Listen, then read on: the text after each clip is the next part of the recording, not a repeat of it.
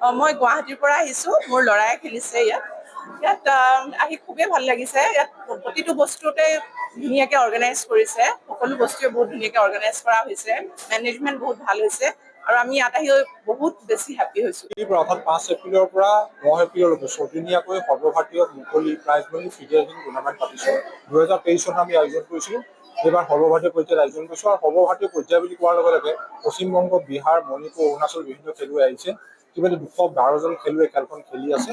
আমাৰ চিন্তা চৰ্চা আছিল যে ভাৰতৰ বিভিন্ন প্ৰান্তৰ শ্ৰেষ্ঠ খেলুৱৈসকলক যাতে আমাৰ কাষৰ ঘৰৰ কাষৰে হওক, শিৱসাগৰ, যোৰহাট বা লখিমপুৰ, গোলাঘাটৰ খেলুৱৈসকলক মুখামুখি কৰাব পাৰোঁ। সেই ব্যৱস্থাৰ চিন্তা চৰ্চা আমি খেলবিলাক আৰম্ভ কৰিছোঁ, যাতে তেওঁলোকে ৰেটিঙত অগ্ৰগতি লাভ কৰিব পাৰে। ইতিমধ্যে চৰকাৰে ঘোষণা কৰিছে যে দবা খেলবিলাক পাঠ্যক্ৰমত অন্তৰ্ভুক্ত হ'ব, যাতে আমাৰ খেলুৱৈবিলাকে পৰৱৰ্তী পৰ্যায়ত অহা 3-4 বছৰ সুবিধা গ্ৰহণ কৰিব পাৰে। তাৰ বাবে আমি চিন্তা চৰ্চা কৰি প্ৰতিযোগিতা আয়োজন কৰিছোঁ। আৰু প্ৰতিযোগিতাৰ অন্যতম বৈশিষ্ট্য হ'ল কি যে আমি ইয়াত অভিভাৱক আৰু খেলুৱৈসকলক খোৱা বোৱাৰ সুবিধাটো দিওঁ। ৰাতিপুৱা ব্ৰেকফাষ্ট, দুপৰীয়া আহাৰ এই ব্যৱস্থাখিনি দিওঁ। তাৰ কাৰণে আমি কোনো ধৰণৰ অনুদানো সংগ্ৰহ কৰিব লগা নহয়। ৰাইজক আমি তাৰপৰা এপ্ৰ'চ কৰিলে তেখেতলোকে খোৱাটো নিজাববীয়াকৈ বজাৰ সমাৰ কৰি আমাক দিয়ে। একেধৰণে প্ৰাইজ মনিবিলাকো আমি ট্ৰফি হিচাপে কালেকশ্যন কৰোঁ বা পইচা হিচাপে তেখেতলোকক জনালে তেখেতলোকে প্ৰাইজ মনিটো আমাক দিয়ে। আমি ব্যক্তিগতভাৱে কালেকশ্যনৰ চিন্তা চৰ্চা নকৰোঁ। অভিভাৱকসকলেও আমাক সুন্দৰভাৱে সহযোগ কৰিছে। 212জন খেলুৱৈৰ ভিতৰত ইণ্টাৰনেশ্যনেল মাষ্টাৰ আছে আমাৰ মাজত, ফিডে মাষ্টাৰ্ছ খেলিবলৈ আহিছে আৰু আমাৰ অসমৰ খেলুৱৈ তেওঁলোকৰ লগত মুখামুখি খেলাৰ এটা সুযোগ লাভ কৰিছে।